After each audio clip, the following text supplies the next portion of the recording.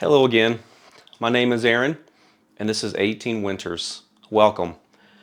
Sharing this story is never easy, no matter how many times I tell it, but it's necessary. Because if we want to change how we respond to male survivors of sexual assault, we have to start by telling the truth. This is the story of the day that I finally told mine. As I said previously, the very next day after reaching my breaking point, I was enrolled in an outpatient behavioral health program. That morning, I told my story for the first time to a group of about 14 or 15 strangers. I was the only service member in that room. The counselor, Marv, he kind of reminded me of Mr. Pate. I used to call him the anti-Pate. Same warm presence, same ability to get you to open up, but in the best, most healing kind of way. The second those words left my mouth, it felt like the weight of the world was lifted off of my shoulders. And I know that sounds cliche, but it's real. It's very true. That day, I took my first step towards recovery, towards healing. Because here's the truth. We know what's broken inside us. We can look in the mirror all day and tell ourselves we need to make a change. But the hard part is taking that first step towards fixing it, towards making that change for the better. And then waking up the next morning and doing it all over again. A few months after I finished therapy, I became curious. I researched the statute of limitations for statutory rape in North Carolina. Turns out there weren't any. But all I had was my word against a respected teacher who attacked, assaulted, raped me over 17 years prior. Still, I had to try. I called the Goldsboro police, told them what happened. They asked if I could come up there, give a written statement, and see where we can go from there. I said, sure, I'll be there within a couple of days. So I took leave. I drove to North Carolina. I gave them everything I had, which was pretty much a simple written statement, showed them where he lived. And get this, he was living only half a mile or so from the school that he taught. So not only did he have access to children on a daily basis, these same kids walked past his house twice a day during the school year, past the house of a man who raped a child. They took my statement, said they'd be in touch. I wasn't expecting anything to happen. I really did not. No evidence, no witnesses, just me, my word against his. But I did feel at peace because I had finally done something. Less than a week later, I received a phone call. They had arrested him. Richard Pate was sitting in the county jail under $500,000 bond on charges of statutory rape and taking sexual offenses against a minor. Turns out, during the course of their investigation, they spoke to a former school superintendent who still had access to his file from the 90s. And in that file was the letter he wrote me back in 1992. The date on that letter correlated with the date I gave in my statement. Here's what I never knew. After my mom found that letter and I lied to her, she went straight to the school board.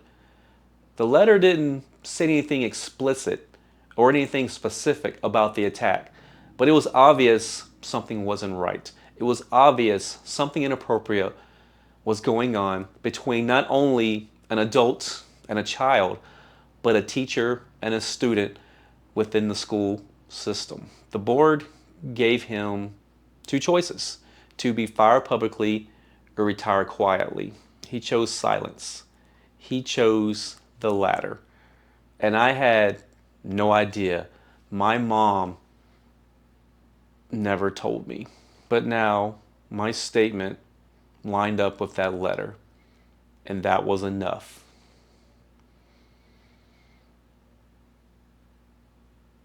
And for the first time, I knew he couldn't hurt anyone else. His face was all over the news now, on TV and in newspapers. But then I see things like, why did they wait 17 years to say something? If it were me, I would have fought back. There is no way I'd let a grown man put his hands on me. And the news didn't even say it was a male victim, just said former student. So most people assumed it was a female because that's how society sees survivors, as male on female attacks. But the truth is, no one knows what they do until it happens to them. I used to say the same things, but pain humbles you. As I prepared for trial, I started gaining the courage to go to public, to speak, to tell my story on the stand, to put my name and face out there. But before it even got that far, he pleaded out, took a lesser sentence. It never went to court, but I knew I had done my part.